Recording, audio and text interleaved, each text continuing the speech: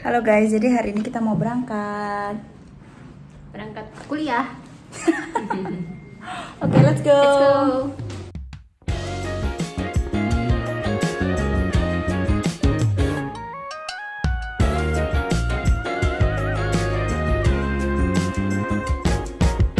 Such a beautiful day. Why are you so blue? Hey, it's been too long that you shut your heart out. Well, I know it's true. Halo guys, jadi kita sekarang udah sampai di kampus ya, di fakultas kita. Jadi sekarang kita tuh mau on the way pelajaran apa? AI robotics guys. Kita mau lab. Stay tune, kita mau room tour. Bukan. Faculty tour. Bye bye. To deal with your broken heart all over again till you can feel the love. Oh, when the sun comes after rain, you will live again, feeling love again. Love sometimes goes unseen. Halo, say hi. Halo. And always what it seems. Such a beautiful day. Let's celebrate. It's been so long since the last time you let the birds sing and fly around you to make you believe that you can also fly. 'Cause when the sun comes after rain, you will live again, feeling love again. Love sometimes goes unseen, what you see on the screen, and always what it seems. Halo, aku Ella. Aku Dela. Kita dari alumni SMP dan SMA Islam Sabilillah Malang. Pengalaman hal baik yang didapat saat sekolah di Di SMAIS. Oke. Jadi gimana pengalaman baik kamu? Di SMAIS tuh kita tuh benar-benar banyak sih yang diajarin sama SMAIS untuk kita ya, untuk murid-muridnya yang kepake banget sampai saat ini. Kayak kita tuh diajarkan sholat tepat waktu, itu kepake banget sih kayak. Terus ada program WCS, We Can Speak. We Can Speak itu membantu banget sih. Betul.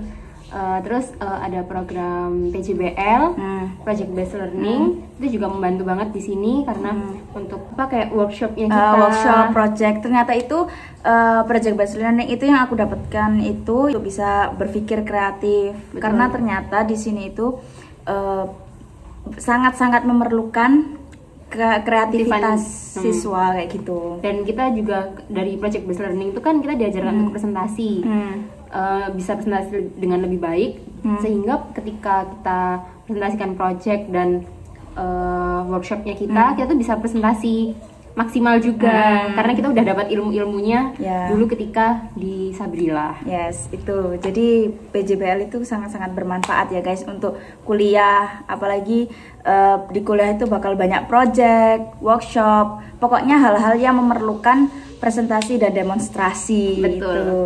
Terus bekerja kelompok itu Ya, juga kelompok itu juga penting banget karena sebenarnya itu kan kelompok sama individu itu kan cara kerjanya beda.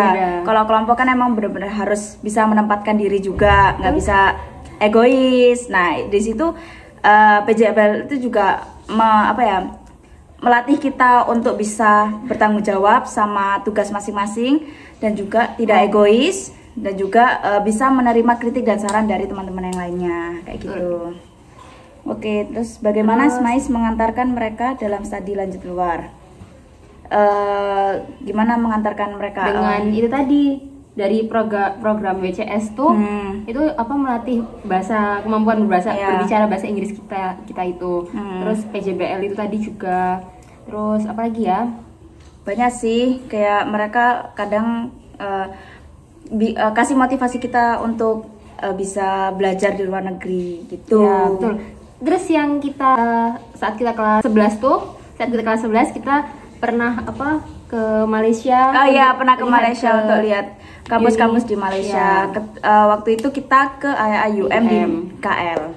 Jadi itu sih SMICE itu benar-benar mendukung kita lah untuk bisa kuliah di luar negeri. Kayak gitu.